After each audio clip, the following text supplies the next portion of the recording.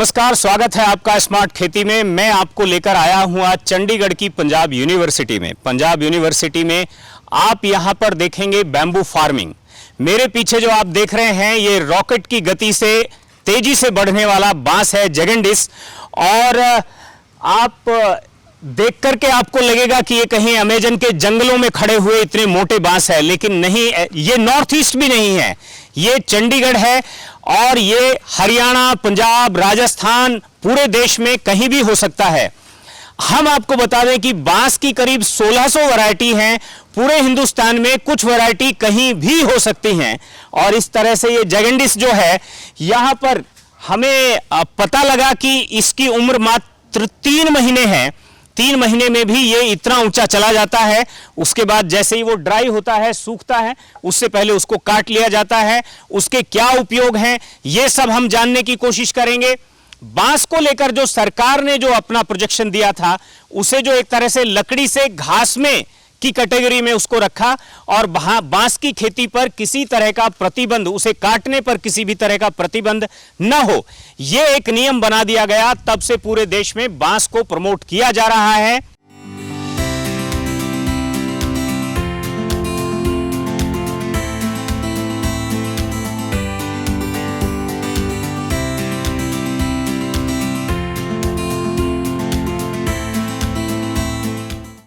हमारे साथ चंडीगढ़ में जो एनवायरमेंट सोशियोलॉजी के हेड हैं डॉक्टर विनोद कुमार चौधरी, आप यहां पर हमारे साथ हैं। आपका बहुत बहुत स्वागत है। और डॉक्टर साहब से सबसे पहले हम यही जानने की कोशिश करेंगे कि जो बांस है उसका इस एनवायरमेंट में क्या कंट्रीब्यूशन है, उसके बाद आगे चलेंगे। देखिए, बांस एकमात्र ऐसा पौधा है जो आपको बहुत ज़्यादा ऑक्सीजन देता है। बाकी पौधों से अगर कंपेयर करें तो 135% तक ज़्यादा ऑक्सीजन देता है। क्या बात। और ये बढ़ता इतनी तेज़ी से है कि आप जैसे देख रहे हैं कि 3-4 महीने में ये 90-100 फीट तक चला जाता है। रॉकेट साइंस है। रॉकेट है। और ये एक दिन में 3-3 फीट तक बढ़ सकता है। आमतौर पे 1 फीट तो रेगुलर बढ़ते ही बढ़ते हैं, लेकिन 3-4 फीट, 3 फीट तक भी बढ़ सकते हैं। और इसमें 1600 के करीब वैरायटी हैं जो नॉर्थ इंडिया में हैं। वो अभी लगभग 30-35 वैरायटी अच्छे से चल रही हैं। और ये आपने सिर्फ यहाँ पर डैमो के लिए यहाँ पर ही ये हम सब देख रहे हैं कि इसका एक्सपेंशन भी किया गया है? हम सैकड़ों एकड़ में इसकी खेती कर रहे हैं। मैं अपने खेत में भी कर रहा हूँ, मेरे दोस्त भी कर रहे हैं, और बहुत बड़े बड़े इलाकों में हम लगा रहे हैं। एक्यूरेट कितने एकड़ में किया होगा? लगभग 500 एकड़ में पहुँच चुका होगा। क्या बात। हाँ। कौन कौन से एरिया स्पेशली कवर किए हैं? इसमें हरियाणा, पंजाब और राजस्थान के कुछ हिस्से हैं जो तेज़ी से लग रहे हैं, और हिमाचल में भी हमारे बहुत सारे दोस्त हैं वो लगा रहे हैं। और इसको लगाने के पीछे कारण ये रहा कि गवर्नमेंट ऑफ इंडिया ने एक पॉलिसी घोषित किया। जो बांस पहले पेड़ की कैटेगरी में था, उसको अभी घास की कैटेगरी में लगा दिया है। इससे क्या हुआ कि जो नॉर्थ इंडिया के किसान थे उनको भी बांस में इंटरेस्ट जागा है। पहले हमें ये लगता था कि बांस को कल्टीवेट करना, इसको आगे बढ़ाना ये इलीगल है, तो अभी इसको लीगल कर दिया है सरकार ने। उसकी वजह से ये बहुत तेज़ी से अभी फैल रहा है। ये CNG, चारकोल, एथेनॉल इससे बनना चालू हो चुका है। और इसका जो क्वालिटी है वो बहुत ही सुपीरियर होता है। और ये बर्निंग के लिए काम आता है, जो बड़ी बड़ी भट्टियाँ चलाने के लिए। तो ये डीजल, पेट्रोल और कोयले का एक अच्छा रिप्लेसमेंट है। बिल्कुल। जैसा कि यहाँ पर आपको पता है कि अब बांस लकड़ी नहीं है, वो घास की कैटेगरी में है। उसको उगाना, उसको काटना, इसमें किसी भी तरह का कोई प्रतिबंध नहीं है। और इसी वजह से नॉर्थ इंडिया में भी किसानों ने इसको उगाना शुरू किया है। डॉक्टर साहब ने जैसा बताया कि हरियाणा, पंजाब, राजस्थान, इस इलाके में भी करीब 500 एकड़ ज़मीन पर तो उनके अकेले के प्रयास से ये शुरू हो चुका है। और इसके अलावा भी किसान अलग अलग तरीक़ों से उसे पहले से ही कर रहे हैं। यहाँ पर जो वैरायटीज़ हैं, हम उन वैरायटीज़ को जानेंगे, उनकी खासियत क्या है ये भी हम समझने की कोशिश करेंगे।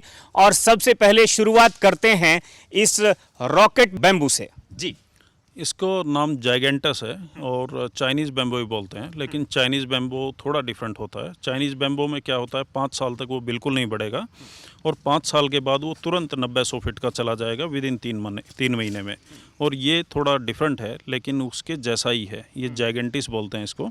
और इसकी खास बात ये है कि ये बहुत मोटा होता है। इसकी जो फर्नीचर बनने का, घर बनाने के लिए, पैलेट्स बनाने के लिए, और एक जो खूबसूरत फर्नीचर होता है उसके लिए इसका ज़्यादा इस्तेमाल होता है। तो ये बहुत महंगा भी बिकता है। अगर प्रोसेस करके बेचा जाए तो किसान कई गुना ज़्यादा मुनाफा इससे कमा सकते हैं। यहाँ पर हम देख रहे हैं इससे उतर उतर कर इस तरह के प्लेट्स गिर रही हैं, आप इनको नेचुरल प्लेट कह सकते हैं।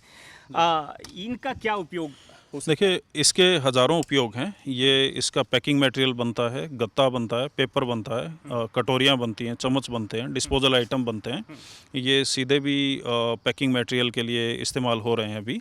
इसकी पैलेट्स भी बनती हैं, खाने के लिए लोग इस्तेमाल करते हैं इसका। और ये हर पोरी पे एक गिरता है, तो किसान मान लो कि एक बैम्बो है उसके पास और 50 पोरियाँ हैं, तो 50 ऐसे गत्ते उसके पास गिरने वाले हैं। तो ये एक्स्ट्रा इनकम है किसान की। और इसका मल्चिंग के लिए भी किसान अपने खेतों में इस्तेमाल करते हैं। बिल्कुल। हम यहाँ से कुछ और वैरायटीज हैं, उधर चलते हैं और डॉक्टर साहब से जानने और समझने की कोशिश करेंगे कि ये जो सामने हम एक और वैरायटी देख रहे हैं, इस वैरायटी का नाम क्या है, इसकी खासियत क्या है और ये क्या उतनी ही तेजी से बढ़ता है जिस तेजी से जैगेंटिस बढ़ता है? जी डॉक्टर साहब। देखिए, लगभग सारे बांस बहुत तेज़ी से बढ़ते हैं और ये न्यूटन, टोल्डा और बाल्कोआ, ये 3-4 वैरायटी हैं जो नॉर्थ इंडिया में ज़्यादा चलती हैं। उन्हीं में से ये एक है और इसका भी बढ़ने का जो रफ्तार है वो बहुत तेज़ होता है। और इसमें आप देखेंगे, जैसे हमने जैगेंटिस में देखा, एक ही पौधे में हज़ारों डंडे निकले हुए हैं, इसमें भी उसी तरीके से हज़ारों निकलते हैं। और इसको संभालना और इसको मैनेज करना ज़्यादा मुश्किल काम नहीं है और आप जितना चाहें इसको जिस तरफ चाहें बढ़ा सकते हैं। आमतौर पर हम देखते हैं कि नॉर्थ इंडिया की जो मार्केट है, जिसमें बल्लियों की, जब आप बल्लियों की बात करते हैं तो उसमें ये बांस जो है ज़्यादा इस्तेमाल में आता है। जी, ये सबसे ज़्यादा इस्तेमाल में आता है और ये भरा हुआ निग्गर बांस जिसको बोलते हैं वो है। वो अंदर से खाली होता है, ये पूरी तरह भरा होता है, तो इसमें वजन ज़्यादा होता है। तो अगर किसान इसको पर किलो के हिसाब से या पर टन के हिसाब से बेचे तो इसमें मुनाफा ज़्यादा होता है। बांस की तीसरी वैरायटी आइए हमारे साथ। और ये आप पीछे देख रहे हैं, ये कुछ पतला बांस है, इसका क्या नाम है, इसकी खासियत क्या है? जी डॉक्टर साहब, ये भी बताइए। इसको टोल्डा रॉक्स बोलते हैं और इसकी खास बात ये है कि ये भी बहुत तेज़ी से बढ़ता है और ये बंच में बढ़ने वाला बांस है। इसको जितना काटेंगे उतना ज़्यादा फैलता रहेगा ये। और जिस मान लो कि आपको कच्चा बांस है उसमें 50% आपने तोड़ के अगर उसका अचार मुरब्बा बना लिया तो 50% डंडे और ज़्यादा तेज़ी से बढ़ते हैं। तो तुरंत आपको पैसा मिल गया अचार मुरब्बा से और जो 50% बाकी बचा वो आपके डंडे बहुत ही अच्छी क्वालिटी के तैयार हो जाते हैं।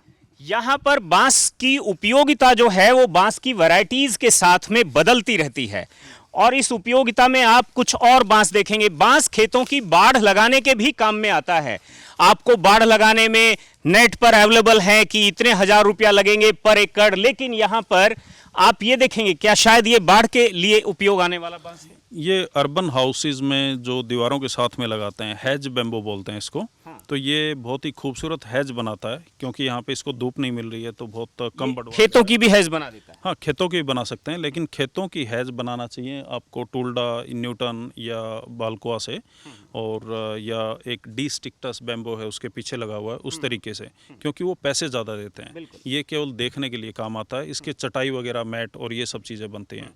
जो पीछे हमारा लगा हुआ है उसको बुद्धा वैली बोलते हैं, उसका इससे पीछे वाला उसका डेकोरेशन के लिए। बुद्धा वैली ये है, हम बुद्धा वैली के पास में ही आते हैं। ये बुद्धा वैली है जो गांठदार बांस है।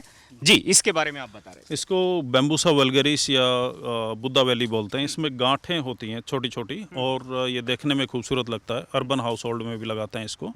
इसी तरीके से इसको वाइट बैम्बो भी बोलते हैं, पॉलीमार्फा बोलते हैं इसको वैसे अंग्रेजी में। तो ये वाइट कलर का रहता है और इसकी जो यूज है वो फर्नीचर में, सीढ़ियाँ बनाने के लिए। इसकी खास बात ये है कि इसमें जो है स्मूथनेस ज़्यादा है। हाँ, स्मूथनेस ज़्यादा है। इसमें फालतू जो कांटे होते हैं, जो डंडियाँ होती है, वो नहीं निकला होता है। टोल्डा में, न्यूटन में और बाल्कोआ में थोड़ी बहुत डंडियाँ निकलती हैं। बांस की एक और वैरायटी है। इस वैरायटी का नाम क्या है, इसकी खासियत क्या है, इसका बनता क्या है स्पेशली, ये भी हम डॉक्टर साहब से जानने की कोशिश करेंगे। जी डॉक्टर साहब। ये बैम्बूसा न्यूटन्स वॉल बोलते हैं इसको। वॉल इसलिए क्योंकि इसके कांटे आपस में फंस के और एक दीवार बना लेते हैं। जैसे किसान ने अपनी मेड़ पे चारों तरफ लगा दिए तो उसका फ़ायदा क्या होगा कि कोई जानवर, इंसान अंदर नहीं आ पाएगा। आप कह रहे हैं कि किसान को अगर अपनी मेड़ तैयार करनी है तो बैम्बूसा सबसे अच्छा है? हाँ, इसको बोलते हैं लाइव फेंसिंग या लाइव वॉल। तो ये पशुओं को भी रोकता है, इंसानों को भी रोकता है और इससे पैसे भी आते हैं। ये दुनिया की एकमात्र बाउंड्री है जो पैसे खर्च नहीं करवाती, पैसे देती रहती है। और तो स्पेसिफिक यही वाला बांस है वो? हाँ, यही वाला है और इसके अलावा भी दूसरी वैरायटी लगा सकते हैं, लेकिन ये पूरी तरह आपकी जो बाउंड्री है उसको कवर कर लेगा। तो क्या ये ऐसे फैलता नहीं है जैसे जैगेंटिस वगैरह फैलता है, इतना इस तरह से चौड़ा? फैलते सारे हैं, लेकिन आप उनको कंट्रोल कर सकते हैं। जिस साइड से आपको नहीं फैलाना उसके साइड से ट्रैक्टर निकाल देंगे तो वो नहीं फैलेगा। और आप एक पीढ़ी लगाएगी इसको, बांस को, मान लो कि मैं लगा रहा हूँ तो मेरी 3-4 पीढ़ियों के लिए मौज है। ये लगभग 60 से 70 साल चलता है, इनकी लाइफ बहुत अच्छी होती है। मतलब ये घास जरूर है, लेकिन ये घास 70 साल तक आपके लिए उपयोगी रहती है। यहाँ पर ये भी पेड़ हैं, ये इसका नाम क्या है? ये भी हैज़ की तरह दिखता है कुछ कुछ, लेकिन इसे भी समझेंगे। हाँ, ये वाइल्ड बेम्बो हैं और इनको भी न्यूटन के आसपास की ये वैरायटी है। जैसे वहाँ पे काट के भी हमने डाले हुए हैं। तो ये सारे बेम्बो ऐसे हैं जिनको कहीं पे भी लगाया जा सकता है। खारा पानी, मीठा पानी, अच्छी ज़मीन, ख़राब ज़मीन का भी इनको कोई दिक्कत नहीं होता है। एक बार लगाने के बाद में 70 साल तक ये नॉन स्टॉप चलते हैं। राजस्थान में जैसलमेर जैसी जगहों पर जहाँ खारा पानी नीचे बहुत है, वहाँ पर भी अभी बीएसएफ का एक प्रोजेक्ट है जो पाकिस्तान के जो बाउंड्री है हमारी, उसके साथ साथ में 1 किलोमीटर चौड़ाई और लगभग 200 किलोमीटर लंबाई में वो लगा रहे हैं बेम्बो। हाँ, वो दुनिया स्पेशली राजस्थान के बॉर्डर पर, बिल्कुल, ताकि उससे एक तो फेंसिंग हो जाए, एक डेजर्ट ना फैले, दूसरा जो हमारे बीएसएफ के जवान हैं उनके लिए भी आसान रहे डिमार्केशन करना, और उससे पैसा भी निकलता रहे। और जो बीएसएफ या बाकी जो आर्म फोर्सेज हैं उनको जो बांस के डंडे चाहिए, जो हज़ारों लाखों की संख्या में चाहिए होते हैं, वो भी उनको वहाँ से मिल जाएंगे और वो एरिया भी हरा भरा होना चालू हो जाएगा। मतलब आप ये जो बैम्बू है, जो बांस है, इसकी आप जो महिमा है उसको आप समझ सकते हैं। 1600 तरह की वैरायटीज़ हैं। यहाँ पर एक और वैरायटी है, और इस तरह की वैरायटी जो नॉर्थ इंडिया में आसानी से हो सकती हैं। और मैंने पहले ही बताया, ये जो घास है ये 60-70 साल तक चलेगी और आपकी आने वाली पीढ़ियों को भी कुछ ना कुछ और बहुत कुछ लाभ देती रहेगी। ये वैरायटी जो है बहुत स्मूथ दिख रही है। इसका क्या नाम है, ये किस उपयोग में आती है, ये भी हम देखेंगे। ये वाइट बेम्बो है, इसको टूल्डा वाइट भी बोलते हैं, इसको और भी 2-3 नामों से जानते हैं। लेकिन इसकी खास बात ये है कि इसके कोई कांटा नहीं है, बिल्कुल सीधा होता है ये। और इसकी जो हाइट है वो बढ़ती रहती है और ये चारों तरफ भी फैलता रहता है जितना हमें चाहिए। और ये बहुत ही नज़दीक ग्रो करते हैं। और इसका इस्तेमाल फर्नीचर बनाने में, केन बनाने में, या फिर जो सजावटी सामान है उसमें, और पशुओं के लिए बाड़ा वगैरह बनाने में इस्तेमाल होता है। वैसे बेम्बो की किसी भी वैरायटी को किसी भी काम में लिया जा सकता है, लेकिन कुछ वैरायटी ऐसी हैं जिनका स्पेसिफिक फीचर की वजह से किसी पर्टिकुलर काम में उनका ज़्यादा इस्तेमाल होता है। तो अगर मान लो कि पशुओं के बाड़ा बनाना है या फिर आपको उससे सीएनजी निकालना है या फर्नीचर बनाना है, तो उसके हिसाब से वैरायटी में थोड़ा थोड़ा फ़र्क आएगा। जैसे अभी हम ब्लैक बेम्बो देखेंगे, उसकी वैरायटी थोड़ी डिफरेंट है। हैमिल्टोनी, बैमिल्टोनी करके 3-4 वैरायटी हैं। लेकिन सबसे इम्पोर्टेंट चीज़ ये है कि बांस से लगभग 25,000 प्रोडक्ट बन सकते हैं। तो वो कैसे बनाएं और उसके बारे में हम बात कर सकते हैं। करेंगे। यहाँ पीछे कम से कम 4-5 तरह के बांस के झुंड दिख रहे हैं। इनके नाम क्या हैं, इनकी खासियत क्या है, यहीं से एक बार डॉक्टर विनोद से हम जानने की कोशिश करेंगे, और उसी के साथ में फिर बांसों के अधिकतम उपयोग क्या हो सकते हैं उनके बारे में भी बातचीत करेंगे। जी डॉक्टर साहब। ये डंडा बांस है, लाठी बांस है, इसको हम अलग अलग नामों से जानते हैं और हर क्षेत्र में इनके नाम बदल जाते हैं। साइंटिफिक नाम सेम रहते हैं, लेकिन जो डंडा बांस है उसकी खासियत, जैसे पुलिस वाले डंडे रखते हैं या फिर मच्छरदानी लगाने के लिए रखते हैं, या बायोमास में भी इनका इस्तेमाल होता है। इसके अलावा हैमिल्टोनी, बैमिल्टोनी और टूल्डा, न्यूटन, बाल्कोआ, इस तरीके से इनके एक पूरी फैमिली है। और इन फैमिली में 2 तरीके के स्पेसिफिक बांस होते हैं। एक वो हैं जो दूर दूर फैलते हैं, और एक वो हैं जो बिल्कुल बंच में एक साथ में निकलते हैं। तो इसमें 2 मेजर वैरायटी हैं, और ये कोई भी वैरायटी कहीं पे भी पैदा हो सकती है। जो ऐसी जगह है जहाँ पे बर्फ़ गिरती है, वहाँ पे थोड़ा वैरायटी सोच के लगाना पड़ता है, और बहुत गर्म इलाकों में। उसके अलावा लगभग सभी वैरायटी सभी जगह पे चल जाती हैं। बिल्कुल। यहाँ पर आखिर में मैं आपको ब्लैक बैम्बू की तरफ ले जाऊंगा, और वहीं से फिर बांस का पूरी जो खासियत है, बांस की जो उपयोगिता है पूरे के पूरे इकोसिस्टम को, उसके बारे में भी समझने की कोशिश करेंगे। इसको सीमेंसिस बोलते हैं। इस बांस की खास बात ये है कि ये पूरा बंच में उगता है, और ये बहुत ही गहरा होता है। आप देखेंगे एक पौधा लगाया था ये, और इस एक पौधे के कई हज़ार बन चुके हैं। ये भी वॉल बनाने के काम आ सकता है। हाँ, वॉल बनाने के लिए भी काम आ सकता है, लेकिन इसका ज़्यादा अच्छा इस्तेमाल होता है फर्नीचर में, अगरबत्ती की काड़ी बनाने में, या जो आपके चॉपस्टिक्स हैं, ऐसी सीधी चीज़ें जिनको मार्केट वैल्यू ज़्यादा है, उनमें इसका ज़्यादा इस्तेमाल होता है। ये वाले जो बैम्बो हैं, इसके ख़ास बात ये है कि ये हज़ारों की संख्या में उग जाता है, और जिस साइड में इसको पानी मिलेगा, जिस साइड में इसको नमी मिलेगी, उस साइड में ये बढ़ना चालू हो जाएंगे। तो ये भी जैसे वाइट बैम्बो का एक वैरायटी है। इसका जो खास बात है ब्लैक बैम्बो का, ये इसको दो वैरायटी हैं, हैमिल्टोनी, बैमिल्टोनी, इसको ब्लैक बैम्बो भी बोलते हैं। और इसकी खास बात ये है कि इसके पत्ते चौड़े होते हैं, और इसकी जो बॉटनिकल जानकारी है वो हमारे बॉटनी डिपार्टमेंट के जो टीचर हैं वो बहुत अच्छा काम कर रहे हैं इस पर। लेकिन इसको अगर आप देखेंगे तो इसका बिल्कुल ब्लैक कलर है, और इस ब्लैक कलर की खास बात यह है कि जो ही वो ग्रीन उगता है वो ताज़ा प्लांट है, और जो ही वो काला हो जाता है तो ये काट लेने के लिए तैयार हो गया। लेकिन इसको बजा के देखते हैं कि जितना पुराना हो गया उतना अच्छा है। और इसको काटने के लिए किसान भाई को क्या करना चाहिए कि वो इसको 3 जनरेशन में डिवाइड कर ले, कि एक तो दादा है, एक बाप है, और एक पोता है। तो जो दादा है, मतलब 3 साल पुराना जो हो गया, उसको काटेंगे तो वो पूरी तरह पका हुआ है, तो पिछले साल वाले अगले साल तैयार हो जाएंगे, अगले साल तैयार हो जाएंगे। तो साल में एक बार इसकी अच्छे से कटाई करते रहें। तो हमेशा आपको दादा को हाँ, निकालता रहना है, क्योंकि उसकी उम्र हो गई है, उसको नहीं निकालेंगे तो वो ख़राब हो जाएगा। तो बांस एक ऐसा पौधा है जो ज़बरदस्ती पैसा देता है। अगर आप नहीं भी लेंगे तो बोलेगा कि भाई काटो मेरे को, मेरे पास पैसे रखने का अभी टाइम नहीं है। तो किसान के लिए एक ज़बरदस्त चीज़ है, ये अपने आप बढ़ता रहता है, कोई देखभाल नहीं, कोई कीड़ा नहीं लगता है, कोई बीमारी नहीं लगती है। तो ये किसान के लिए बहुत ही अच्छा एक चीज़ है। शुरू में डॉक्टर साहब जब बांस की खेती करनी होती है किसी किसान को, उस समय तो कुछ समय के लिए उसका पानी, उसकी देख रेख, इस सब को थोड़ा सा समझना होता है। इसमें ये घास की वैरायटी है, जैसे हरियाणा, पंजाब, राजस्थान में झुंडा एक उगता है, सरकंडा जिसको बोलते हैं, लगभग वही चीज़ है ये इसकी हाइट और जो मोटाई है वो बढ़ जाती है। इसको ज़्यादा देखभाल की ज़रूरत है नहीं। जब स्टार्टिंग में लगाएंगे तो अच्छे से इसको सोच समझ के, इसके बारे में जान के लगाना चाहिए, और आपके लोकल मार्केट में किस चीज़ की डिमांड है उसके हिसाब से लगाना चाहिए। फिर किसान को बेचने में दिक्कत नहीं आएगी। अभी सरकार की तरफ से भी और गैर सरकारी बहुत सारी संस्थाएं इसका चारकोल, CNG, पैलेट्स और तमाम सारी दूसरी चीज़ें बनाना चालू कर चुकी हैं। तो बेचने के लिए वैसे भी दिक्कत नहीं आने वाला है। लेकिन फिर भी ऐसी वैरायटी लगाएं जो लोकल मार्केट में जल्दी बिक जाती हैं, जैसे टूल्डा, न्यूटन, हैमिल्टोनी, बैमिल्टोनी, जाइगेंटिस। तो ये फटाफट बिकने वाली वैरायटी हैं। और इसके साथ साथ में जब पहला 1 से 2 साल मान लें किसान की, उसको बेसिक देखभाल करनी चाहिए। 1 एकड़ में कितने पौधे? ये डिपेंड करता है कि फार्मर कितना जल्दी प्रोडक्शन चाहता है। तो कुछ फार्मर इसका 500 पौधे लगाते हैं, कुछ 600 लगाते हैं, कुछ 750, कुछ 1000 भी लगाते हैं।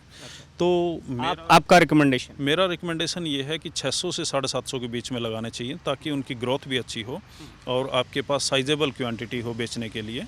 कुछ छोटी जोत के किसान इस देश में ज़्यादा हैं, उनके लिए भी क्या ये लगाना ज़रूरी है, या फिर आप उनको यही सलाह देंगे कि वो ज़्यादा से ज़्यादा बाउंड्री पर लगाएं तो ठीक है? बाउंड्री से चालू करें, और जब उनको बाउंड्री से पैसे आने चालू हो जाएं तो वो अपनी बाकी सारी फसल से ज़्यादा पैसा देना चालू कर। कॉन्फिडेंस लेवल जब बढ़े, बिल्कुल, जब कॉन्फिडेंस लेवल बढ़ जाए तो फिर अंदर भी लगाना चालू कर दें। और ये इसकी खास बात ये है कि मान लो कि कोई छोटा जोत का किसान है, मात्र 1 एकड़ का किसान है, उसने खेत के चारों तरफ बैम्बो लगाया, बीच में एक पैराडॉक्सिकल एग्रीकल्चर का सिस्टम है जिसको PQNK भी बोलते हैं। तो उस मॉडल पे उसने फल सब्जियां लगा दिया, बीच में थोड़ी बकरियां छोड़ दी या बाकी जानवर छोड़ दिए, तो उसके मल्टीपल इनकम स्ट्रीम बन जाएंगे, और उसकी दीवार भी उसको पैसा देना चालू करेगी। आपने और कोई दीवार नहीं सुनी होगी जो पैसा देती हो, लेकिन बैम्बो की दीवार पैसा देती है। इसके साथ साथ दीवार के लिए ब्लैक बैम्बू भी अच्छा है। कोई भी बैम्बो लगा सकते हैं। आपके खेतों में पशु का नुकसान कितना है उसके हिसाब से सोचना चाहिए। आपने 500 एकड़ ज़मीन में किसानों को बांस लगवाया है अभी तक, इसको लेकर के आप कितना उम्मीद से हैं? UN की एक रिपोर्ट आई है जिसमें लिखा गया है कि पानी की भयंकर कमी होने वाली है हमारे देश में, खासकर नॉर्थ इंडिया में, और हम पहले से ही ब्लैक जोन और डार्क जोन में, रेड जोन में आ चुके हैं। तो पानी आगे मिलेगा ही नहीं खेती करने के लिए। तो उसके लिए सबसे ज़रूरी है कि जितना भी पानी अभी हमारे पास है उसका इस्तेमाल करते हुए बैम्बो लगाए जाए, और एग्रीकल्चर की टेक्निक को समझ के पैराडॉक्सिकल एग्रीकल्चर पे खेती की जाए, तो कम से कम पानी में किसान जिंदा रहेगा। इसके साथ साथ में पानी की कमी को पूरा करने के लिए बांस भी जिम्मेदार है, क्योंकि इसकी जड़ें लगभग 50,000 लीटर पानी को पकड़ के रखती हैं और हर बरसात में पानी ज़्यादा पकड़ के रखती हैं और बाकी पानी ज़मीन में छोड़ती रहती हैं।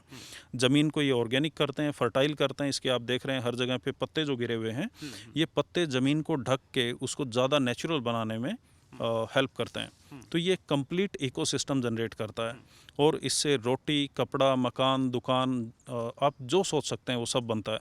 तो किसान को ये एक एटीएम मशीन जैसा है। जैसे बकरी को किसान का एटीएम बोलते हैं, वैसे ही ये भी एटीएम है। जब मर्जी उसको काटा और 200, 300, 400 रुपए का एक डंडा बिक जाता है। तो उसकी इनकम का एक स्टेबल जरिया ये रहेगा।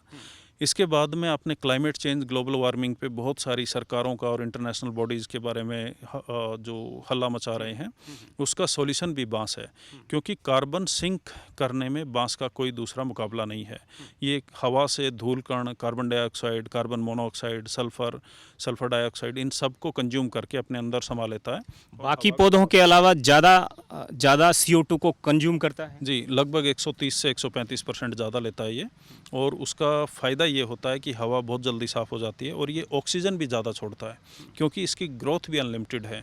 कार्बन क्रेडिट को लेकर के आपने डॉक्टर साहब कुछ काम किया है? मान लिया 1 एकड़ में अगर 750 पौधे किसी किसान ने लगाए हैं, तो वो उसका कैलकुलेशन कि भाई ये इतना CO2 कंज्यूम कर लेगा, और जो फैक्ट्री चलाने वाला आदमी है वो उसे इतना पैसा उसको मिल सकता है, ठीक है, क्या कंपनसेशन है उसका? इसके लिए अभी यूरोप में चालू हो चुका है और इंडिया में भी कुछ कंपनियों ने चालू किया है, और लगभग $75 पर टन के हिसाब से कंपनियां इस पे स्पेंड करेंगी। ये कंपलसरी उनके लिए हो चुका है। और जो इनकम है कार्बन क्रेडिट सेल करके, वो काफ़ी अच्छा होने वाला है किसान को। एक मोटा मोटा अंदाज़ा मैं दूँ तो 10-15 हज़ार से लेके और 60-70 हज़ार पर एकड़ उसको मिल सकता है, बिना कुछ और एक्स्ट्रा किए, अकेले कार्बन क्रेडिट से। अकेले कार्बन क्रेडिट से। और प्रधानमंत्री महोदय ने पिछले साल इसको लॉन्च किया है 15 अगस्त को, कि कार्बन क्रेडिट हम सेल परचेज कर सकते हैं, जैसे हम शेयर मार्केट में सेल परचेज करते हैं, ठीक उसी तरीके से। तो ये कार्बन क्रेडिट का जो बिजनेस है इंडिया में बहुत तेज़ी से बढ़ेगा, क्योंकि हमारे यहाँ वैसे मैं आपको बता दूं कि भारत में, जबकि उन्होंने, डॉक्टर साहब का कहना है और हम भी मानते हैं कि कार्बन क्रेडिट जैसी बातें यूरोप में, पश्चिमी देशों में, विकसित देशों में ज़्यादा होती हैं, फिर भी भारत के अंदर 4,000 करोड़ रुपया जो है कार्बन क्रेडिट के मार्केट में वहाँ से वो उठाया गया है। तो एक बात यह है कि ज़मीन से लेकर के और पूरे इकोसिस्टम को कैसे डील करता है अकेला बांस, ये एक बात ये है। एक साथ में बहुत बड़ी बात है जिसको हर किसान समझना चाहता है, क्योंकि वो अपने वॉलेट की तरफ देखता है। आपने बैम्बू की इकोनॉमी को समझा है। 1 एकड़ में अगर वो 750 पौधे लगाता है, तो 1 एकड़ से वो साल भर में कितना पैसा वो अपने घर में ला सकता है, इसका कुछ अंदाजा? जी, देखिए, लगभग 3 साल बाद में, चौथी साल में कटना चालू हो जाता है। और ये एक पौधा लगाया गया था, आपके सामने है, ये हज़ारों की संख्या में निकल चुके हैं इसमें। हम मान लें कि वो 10 से 15 डंडे ही काट पाएगा। तो अगर वो 10 डंडे भी काटेगा, 7,500 डंडे उसके पास होते हैं। पर डंडा अगर 100 रुपये का भी बिक रहा है तो 7.5 लाख रुपए का बनता है। तो आप 7.5 छोड़िए, 6 लाख, 5 लाख, 2 लाख, 3 लाख, कुछ तो मिलेगा ही मिलेगा उसको। तो उसकी इनकम ये स्टार्टिंग है और वो हर साल बढ़ता रहेगा। और कार्बन क्रेडिट भी मिलने की संभावना अभी बढ़ती जा रही है। उसके अलावा सब्सिडी भी government of India national bamboo mission के अंडर दे रही है। कुछ राज्यों में हम चालू करवाने के लिए एफर्ट कर रहे हैं, तो जल्दी ही सब जगह चालू होने की संभावना है। तो किसानों के लिए एक ये परमानेंट एटीएम जैसा है, और वो लगाएंगे तो इससे मल्टीपल फ़ायदे उठाएंगे। जैसे मैं एग्जांपल देता हूँ कि ज़्यादातर किसान सब्जी की खेती करते हैं, पशुपालन करते हैं। सब्जी की खेती में 1 एकड़ में वो लगभग 20,000 के जो बांस के डंडे होते हैं वो खरीद के लगाते हैं। बिल्कुल। तो अगर उसके खेत में 2 बांस भी लगे हुए हैं तो उसको अपनी जो बेसिक ज़रूरतें हैं उससे पूरा कर लेगा।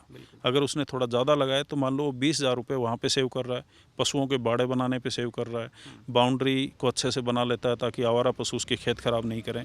तो उसको एक कंटिन्यूस इनकम का स्ट्रीम चालू हो जाता है। इसके बीच में वो पशुपालन, मुर्गी पालन, भेड़ पालन, बकरी पालन और तमाम सारे दूसरे कार्य भी कर सकता है। इसके अलावा अगर किसी को बढ़ई का काम आता है, इसका फर्नीचर बनाए, इसकी कटलरी बहुत अच्छी बनती है, और डिस्पोजल आइटम बहुत अच्छे बनते हैं। तो अनलिमिटेड चीज़ें इसकी बना सकते हैं। और ये छोटे हथकरघा जो उद्योग होता है, इसमें गवर्नमेंट की बहुत सारी स्कीम्स हैं, उसका भी वो फ़ायदा उठा सकता है। और ज़्यादा से ज़्यादा वो स्वरोजगार की तरफ जाएगा, तो हर रोज़ उसके घर में बैठ के उसको अच्छे खासे पैसे आते रहेंगे, जितना वो किसी नौकरी में नहीं कमा पाएगा। कई बार बांस के ट्रीटमेंट को लेकर के बात होती है कि ट्रीटमेंट अगर उसका नहीं किया गया तो उसकी जो एज है वो कम रह जाएगी, वो उतना ज़्यादा सक्सेस नहीं होगा। इसमें बोरोक्स पाउडर वगैरह से इसकी ट्रीटमेंट करते हैं। वो उस वजह से करनी पड़ती है, अगर आपको मान लो कि फर्नीचर बनाना है, घर बनाना है, तो आपको ये ट्रीटमेंट करना पड़ेगा। अगर अदरवाइज़ अगर कुछ और काम कर रहे हैं इसका, जैसे charcoal, pellet, CNG, ethanol, CD, ये सब बना रहे हैं, तो कोई ख़ास ज़रूरत है नहीं उसके करने की।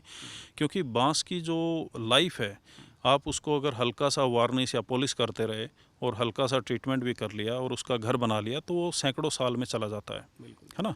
तो बांस एक ऐसी चीज़ है जो रिन्यूएबल है। आप इसका घर अगर टूट भी गया तो दोबारा से आप बनाएंगे तो आपको सारी चीज़ें बांस से दोबारा मिल जाएंगी। और ये कार्बन नेगेटिव फुटप्रिंट वाला घर होगा। इसके साथ साथ में नेचुरल है, ब्रीदिंग हाउस होता है। आप नॉर्थ ईस्ट में अभी मेरे साथी जाके आए हैं, उन्होंने देखा कि बांस से खूबसूरत घर बना के अंदर से वो लिपाई कर देते हैं मिट्टी की। नॉर्थ इंडिया में भी बांस से घर बनाने के कुछ मॉडल जो है, कुछ स्टार्टअप शुरू हुए हैं। हाँ, बहुत सारे हुए हैं। आप चंडीगढ़ में भी देखेंगे, सेक्टर 15 में वो रेडी वगैरह लगा रहे हैं, पूरा बांस से डेकोरेशन किया है, बांस का ही बनाया है। 5 स्टार होटलों में मैंने कई सारी जगह पे देखा, उन्होंने बांस से बहुत अच्छा डेकोरेशन, और जो रूफ टॉप है उसके ऊपर हट्स वगैरह बांस की बनाई है। इसके अलावा चंडीगढ़ के आसपास में बहुत सारे ऐसे जगह बनी हुई हैं जहाँ पे बांस से घर बने हुए हैं। और पटियाला में और भी कई सारी जगह पे लोगों ने फुल फ्लैज घर बनाए हुए हैं बांस के। और टूरिज़्म इंडस्ट्री, नेचुरोपैथी सेंटर, कई बार खेतों में लोग हट्स बनाते हैं इसकी खूबसूरत वाली। तो इसकी दुनिया भर की चीज़ें ऑलरेडी बन चुकी हैं और बन रही हैं। पहले दिक्कत ये थी कि बांस अवेलेबल नहीं था, इसकी ट्रांसपोर्टेशन का कॉस्ट बहुत हाई है अगर आप नॉर्थ ईस्ट से लेके आएंगे तो उसकी वजह से इतना लोग ज़्यादा एनकरेज नहीं फील कर रहे थे। अभी लोकल में जब हम बांस लगाएंगे तो इसकी जो इंडस्ट्रीज़ हैं वो हज़ारों की संख्या में आपको देखने को मिलेंगी यहाँ पे। बिल्कुल, बहुत बहुत शुक्रिया डॉक्टर साहब। और अगर सरकार भी सिग्नल दे चुकी है कि अब आपको बांस को काटने में, खरीदने में, ट्रांसपोर्ट करने में किसी तरह की कोई दिक्कत नहीं है। दुनिया की सबसे बड़ी जो है बैम्बू वॉल जो है वो राजस्थान पाकिस्तान बॉर्डर पर वो करने जा रहे हैं उस प्रोजेक्ट को। और सबसे ख़ास बात यह है कि ये ग्लोबल वार्मिंग को डील करता है। सबसे ख़ास बात यह है कि ये पानी से डील करता है। अगर आपका सलाइन वाटर है तो भी ये उस पानी में भी हो सकता है, आपके नमकीन पानी में भी ये हो सकता है। उसे बिल्कुल 7 pH का वाटर ही नहीं चाहिए।